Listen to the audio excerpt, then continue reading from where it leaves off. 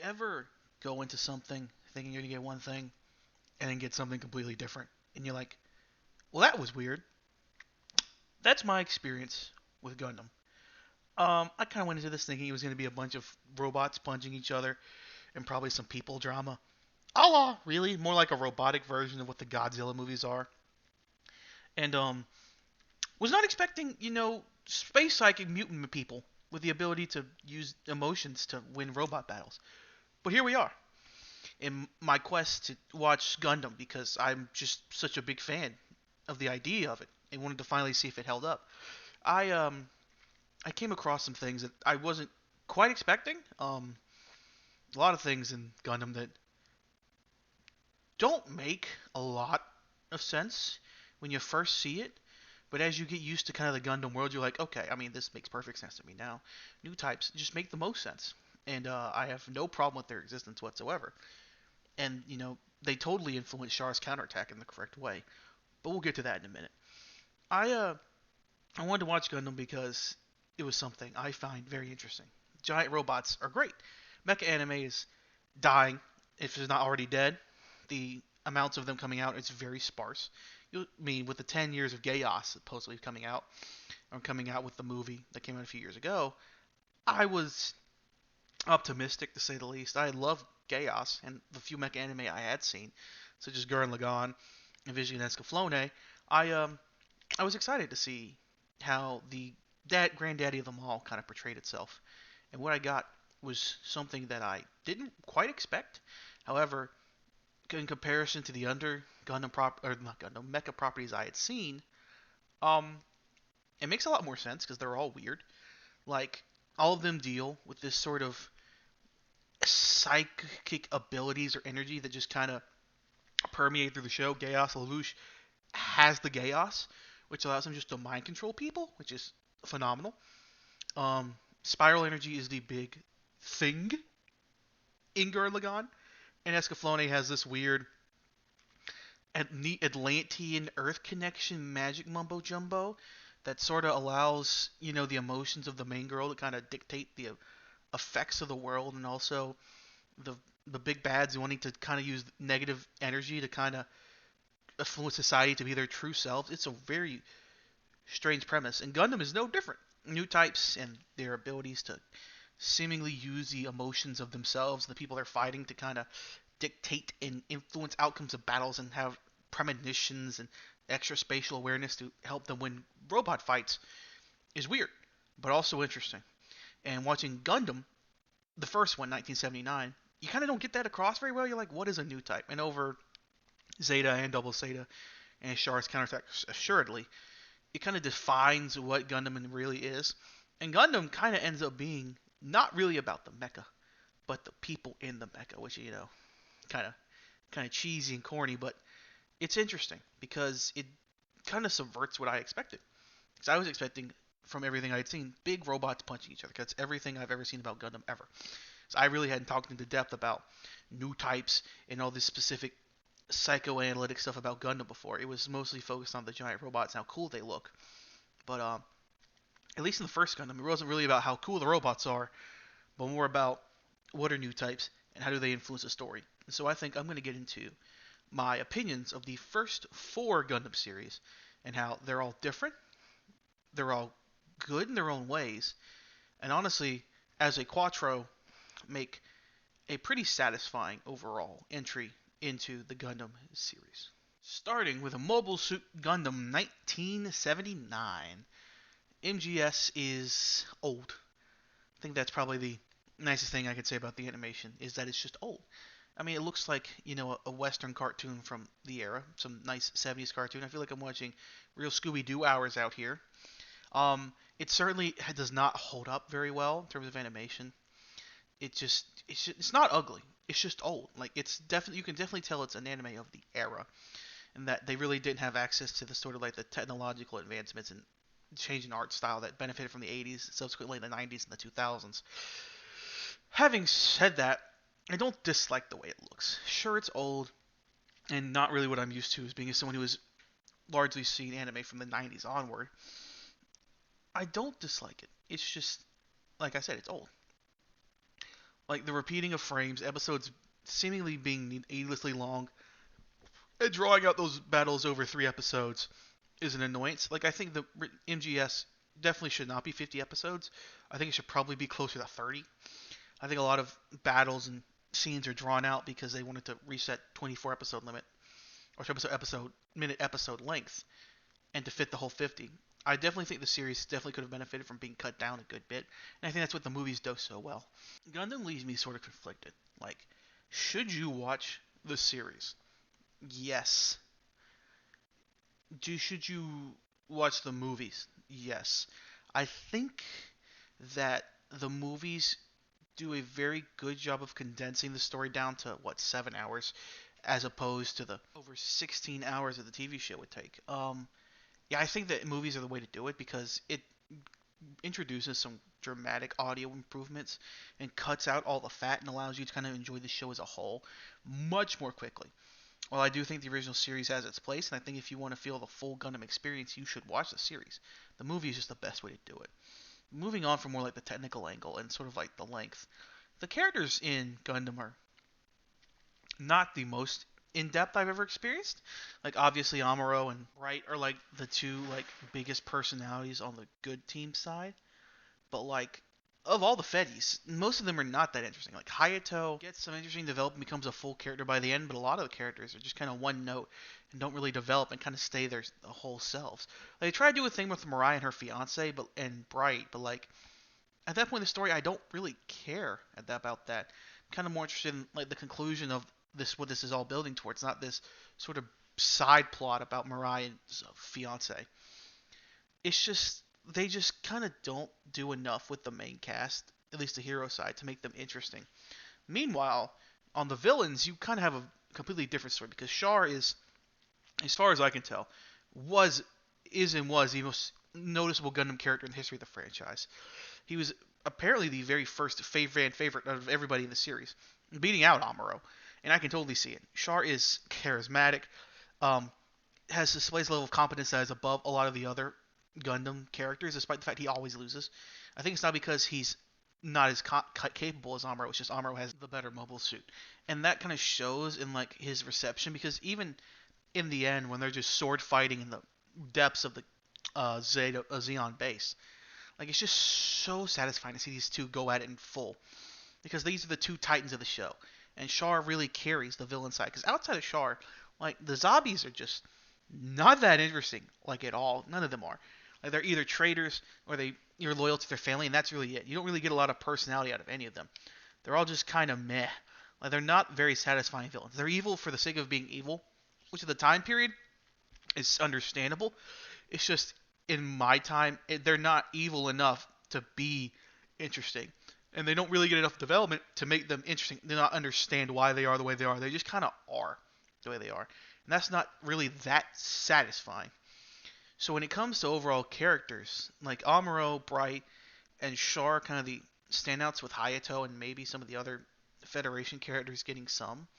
But like on the whole, I'm just not very interested in the characters overall in the original MGS. It really comes down to the story and kind of the atmosphere and world that it builds. That really drives me into the original MGS. Gundam's story is not like the most dynamic in the world. It is getting white base from one place to the other to support a military engagement.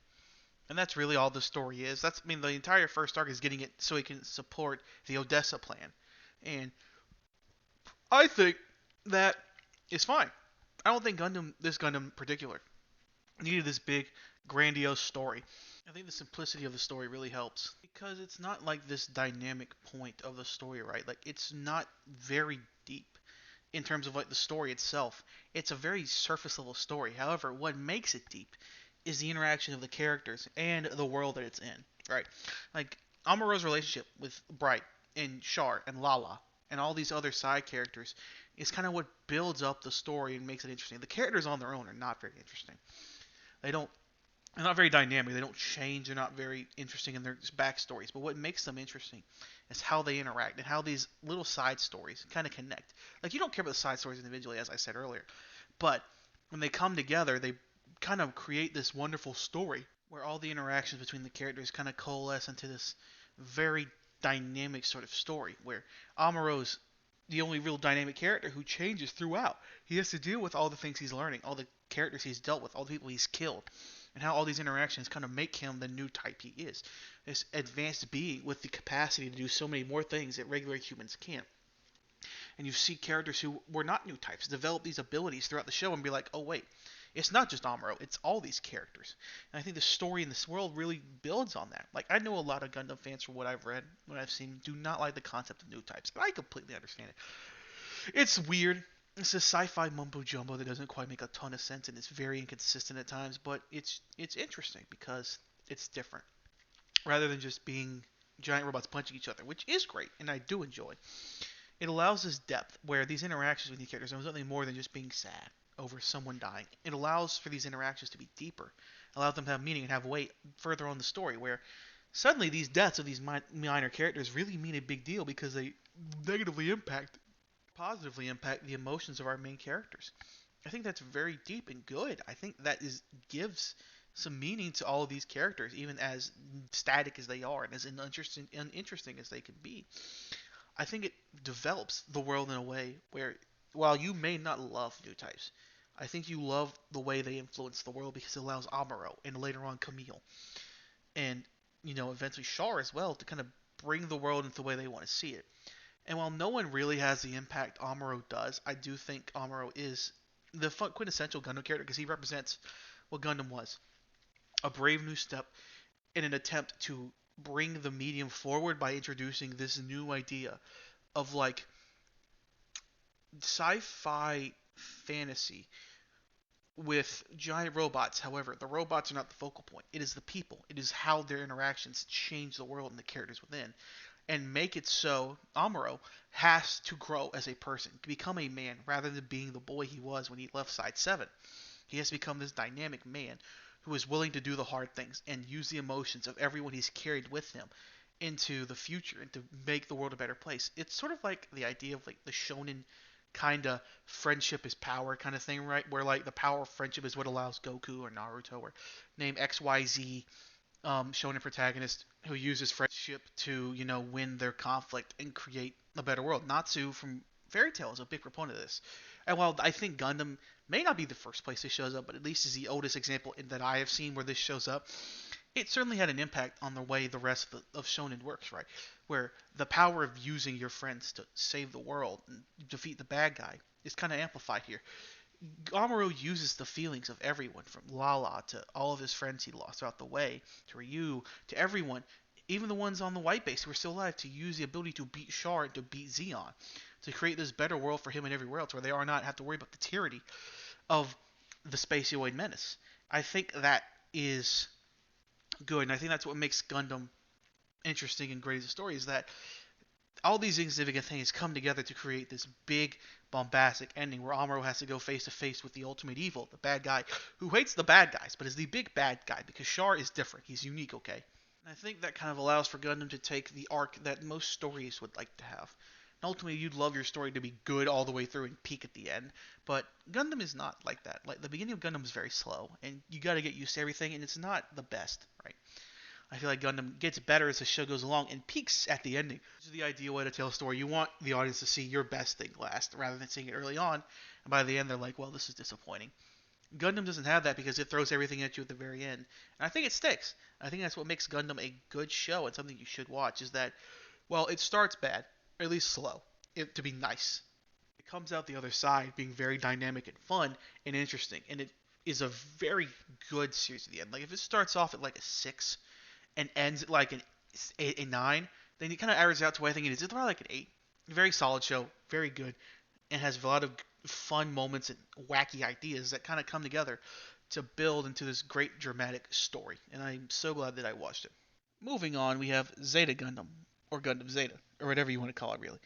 Gundam Zeta, or Zeta as I'm going to call it, is very different from the original NGS. First off, it comes off 6 years in the future in our world, so it looks much better. It looks much more like a mid-80s anime, which I think is a massive improvement over what we got originally in terms of animation. However, the odd thing I'll say is I think the first episode of Zeta is the best animated episode in the entire series. I don't know what the animators are feeling, but God, it looks so good compared to the original Gundam. Like, it's not even close.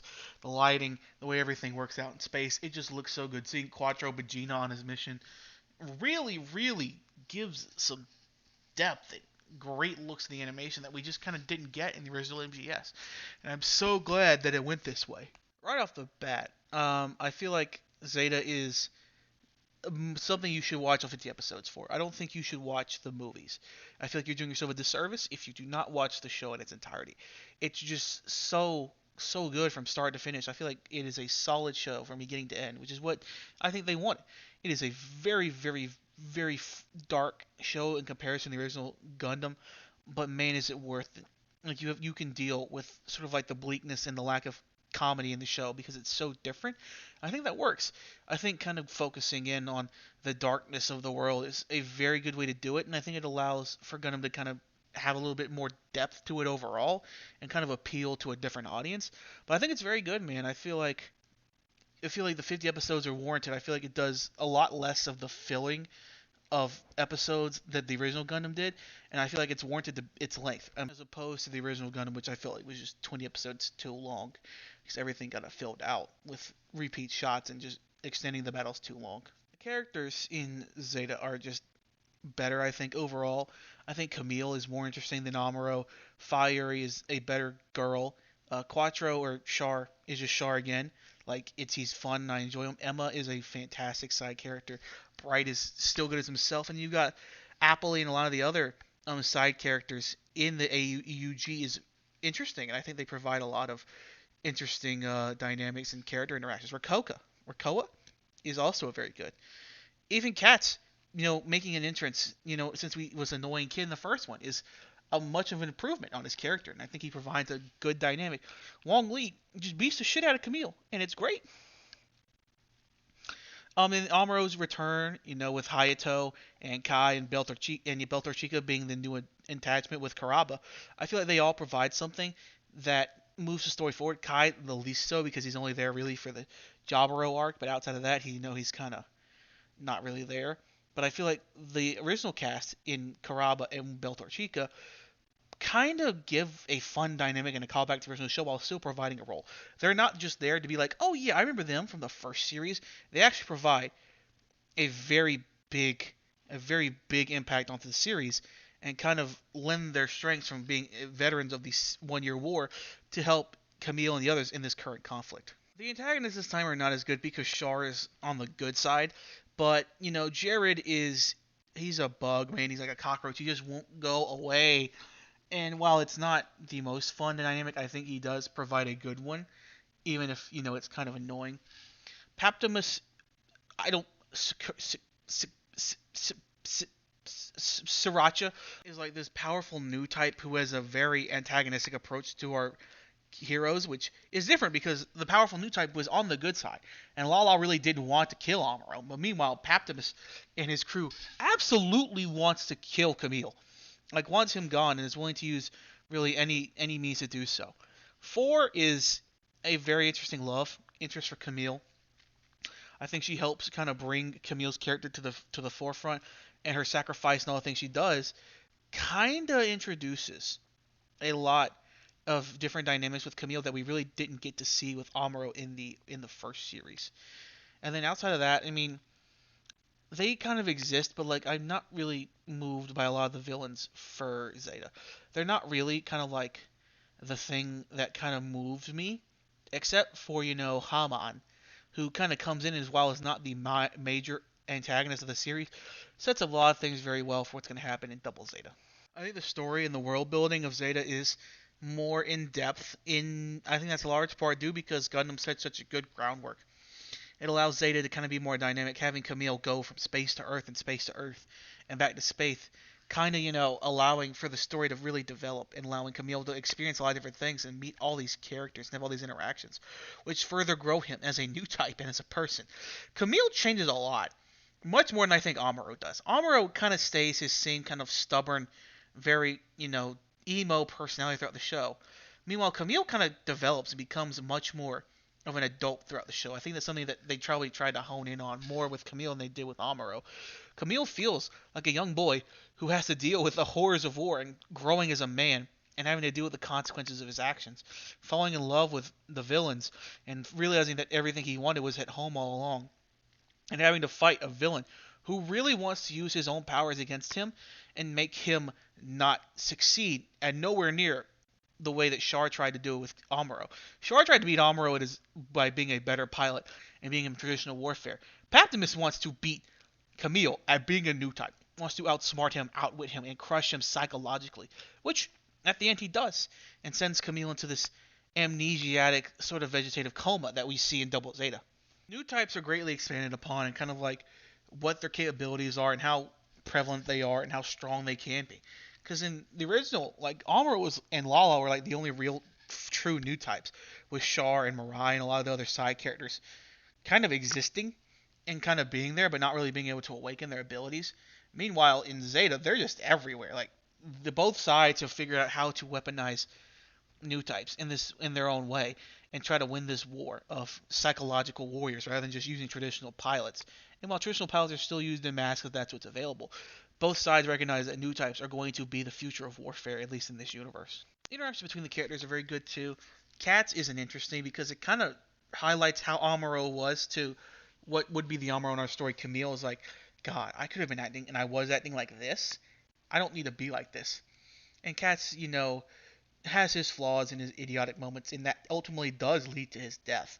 But Cats does a lot in growing and developing what Camille is, because Camille sees what he could have been, and sees what he was, and realizes that he has grown from that point, and he needs to continue growing to make sure that people like Cats can live a nice life without having to fight a child's war like he's been doing this entire time. The original cast being on Earth and helping out is good because they're much more used to earthly combat than Camille is, and allows Amuro and Hayato and the others a chance to shine and really show, hey, while we're not in this story really, we're still here fighting the good fight and trying to keep Earth protected from the Titans and any other threat that may come across. And I feel like that's needed because if you watch this series, you'd be like, well, it's only been like a few years. Like, where's Camille? Where's Mirai? Where's Hayato? Where's all these characters who saved the world last time from Zeon?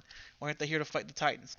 And using them as like a minor role on Earth rather than having them go to space, I think is a way to have them in the show but not an overbearing part that would have taken away from Camille and the new cast. I think that was a good decision. The Psycho Gundam in 4 is also a good dynamic because it allows Camille to learn to love, to lose, and how to fight an enemy that he doesn't really want to fight. I feel like the Psycho Gundam is a good introduction that certainly gets played up more as the series goes along, but I feel like it's a good dynamic, and using it to further Camille's growth really is a good idea. Camille is just kind of like not the most interesting kid when you first meet him. He's kind of like a brat. Over time, I kind of grew to really like Camille. I think he is different from Amuro in the best ways. While yes, he's a brat, he kind of fights a different kind of fight. Like he deals with different struggles. Amuro has his parents. Camille doesn't. Camille had to watch his parents die in front of his face in the vacuum of space. And while I certainly do think he does lose sight of that by the end, as his conflict with Jared's not really focused on that anymore. It's focused on the greater fight. I feel like that fire burns within him, and it makes him very, very, very dark and very aggressive in a lot of cases. And I feel like it takes a lot for him to kind of cool off and see things outside of the warfront. I think 4 is a very good point of that. So is Fa. Like they both kind of bring Camille back to Earth in different ways. 4 lets Camille see what could be for him if he just goes too deep into the new type nonsense, becomes just a machine for the AUG. Meanwhile, Fa is like this calming presence who has always been here. Is trying to bring Camille back from the brink, trying to make him realize who he is and that he is not just some warrior, not some just machine, that he's a kid. And while he has to be an adult and fight, he can't let himself be lost in all this, or else he's going to lose himself forever. And unfortunately for Camille, he doesn't listen to that. And at the climax, Sakoko, Sriracha, whatever his name is, comes out and makes sure that Camille feels that as he mind melts him after Patimus loses to him in the combat. I think Zeta is a very good piece of media, and I think you should definitely watch it. I like it better than the original Gundam, and I think it does a different arc, right? While Gundam did that traditional arcing upwards arc, I think Zeta is like what people want. It is solid from beginning to end, but it does climax at the ending. So like Well, Gundam originally started out as like a 6 and ended up like a 9. I think Zeta starts out at like an 8 and finishes at like a 9. So I think, well, they both end up at the same place. Zeta is a better show overall because it doesn't have to wind itself up. It's already at a very high level. It just finishes at the right point and kind of introduces and examines and develops the world in a much greater sense than what the original did. And I think that's because the original built such a great foundation that Zeta was allowed to flourish. You don't get Zeta without the original Gundam. And I think people should respect both and enjoy both for what they are, even if they're not quite to the animation or design standard of what the things we have today. Double Zeta is the most controversial of the original Gundam Quattro. A lot of people hate it. A lot of people hate Double Zeta Gundam for not continuing that very serious and dark tone of the original Zeta Gundam because it's a lot more comedic. It's a lot more like 80s anime, where like it's more of a fun adventure rather than just the serious, brooding child soldier war. And it's not to say it doesn't get serious. It certainly does get more serious as the show progresses. But Double Z is probably the show I have the least amount to say because it's the shortest and I think the least interesting. It's not bad. Um, Characters overall are not that interesting. I feel like it's a lot of retreads and not a lot of interesting dynamics between any of the characters. Judo's okay. I think he's the weakest of the three protagonists. His friends are very unmemorable. The battles are not that great. Really, the only interesting characters show are Haman Karn. I feel like she's great. She brings the dynamic of finally bringing the ideas of Xeon to full fruition, but it's just not an interesting character base overall. Not a lot of interesting dynamics, and I don't think it really brings forward the new type stuff a lot. The series is long. I feel like it's worth the episode counts, but there's just a lot of episodes where like I just don't need to see any of this. Like Moon is just eh. I think Double Zeta starts from the lowest point. Like Double Zeta is the worst starting, and I think it peaks at absolutely the worst time. While Gundam is like an upward arc, and Zeta starts high and finishes it even higher.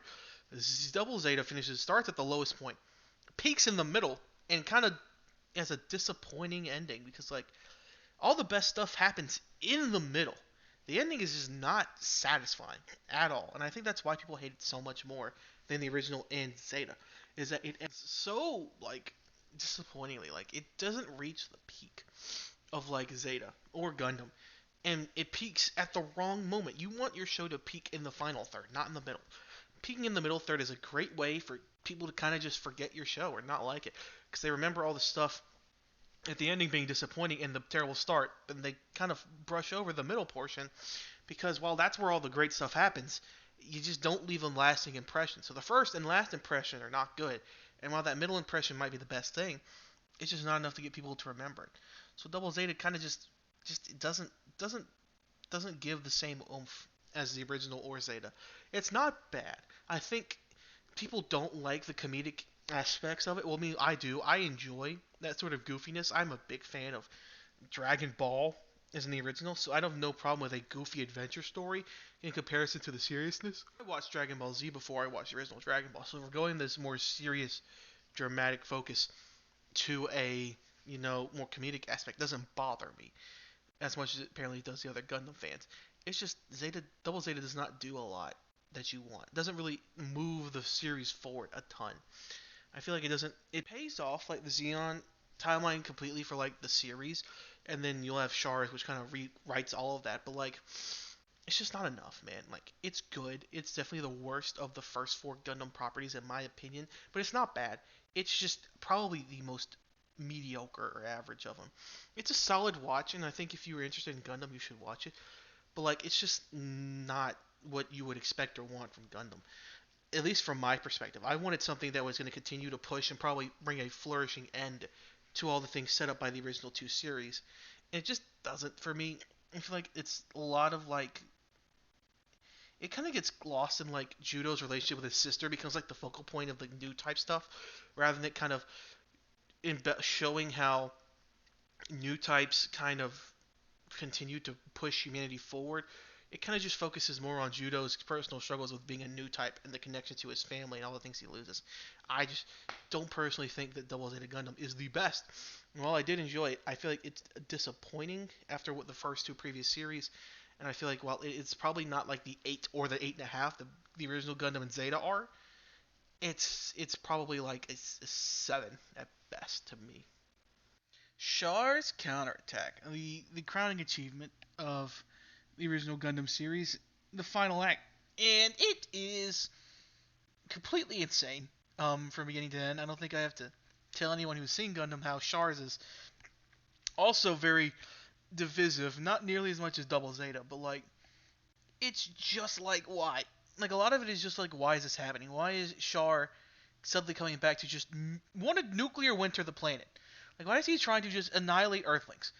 Like I feel like we knew after the end of Double Zeta or the original Zeta that Char was not dead. I think it was kind of like what it was implied. It was that Char somehow continued to make it out there because we never saw his body. It was and we didn't see his suit blow up. It just got crushed by the rubble after his fight with Haman. So like we thought Char was probably still alive, or at least I did. Well, I knew because he got a movie, but still, like you could tell by watching the show that you could delude yourself into thinking that Char was not dead. In fact, he wasn't. So like I get bringing him back because he's the most popular character over the original's run, but like this movie just kind of doesn't make a whole lot of sense. The story is arguably the weakest one of the four. Like Char wanting to nuclear winter the Earth by using the remnants of Xeon as like a display, like using the Axis ship to just fill stuff to the brim with nukes to basically make Earth inhabitable, is just like why? Why would Char do this after all this time? Like I thought his goal was to take back Xeon from the Zabi family and bring it back to its original glory, not destroy Earth in its entirety. Like he's talking about how he wants to stop the pollution of Earth. I don't think any one act would pollute the Earth more than nuking it. Like I feel like that act alone would, kind of mess up the ecology of the planet, make it very uninhabitable for centuries. If you just turn the entire planet into a wasteland, um, sure, it might get rid of humanity on Earth, but like, I don't think anything else is coming back from that. But like in whole, I don't really have a problem with Amuro being the main character again and bringing everybody back for this one final foray into the darkness. But like, it's just weird, man. How like the plot basically revolves around Char wanting to nuke the Earth. I didn't really think that was the way the movie was gonna end. And like outside of that, like I like the movie. I think it's a very solid film. It's fun. It's stupid. I think that's probably everyone's biggest complaint is that it's not smart. It's a completely stupid film with like with like a very stupid premise and like and execution. But like it looks great. I like the action. Everyone is plays their role in it. And the only really thing like else I have to complain about just the very un the very premise not making a ton of sense is like the ending. Like the ending to everyone seems to be reviled because it's just, oh Lord, Amuro used the power of friendship to save the world. But him and Char get like absorbed into like the spirit magic right there. Cause I think it's implied that they die trying to stop Axis from rocking into the Earth. Like I get it right. Like the ending is supposed to simplify that while Char was trying to display the evils of humanity, how they've destroyed the Earth and they've committed all these atrocities, Amuro was trying to show that the undeniable and unconquerable will of humanity will outweigh all the darkness that they've done. That while humans may be evil and have done all these evil things, their will and their desire to survive and to trust each other to help that survival go along will outweigh any of the evil that they've done. And well, I'll be honest, Char is right. Humans are evil. We are from a course standpoint. However, Amuro was also right in feeling that we humans can band together to overcome anything, because that's just who we are. If we can band together, we can overcome any evil brought against us, right? But like at the same time, that's just the Xeon and the Fedi forces combining together to try to push the Axis back, and then that metastasizing into this green energy force that just picks Axis out of the Earth's atmosphere is just wild, man. Like that's not a way I thought you would end it. Like I have no problem with that being the ending, but like, oh my god.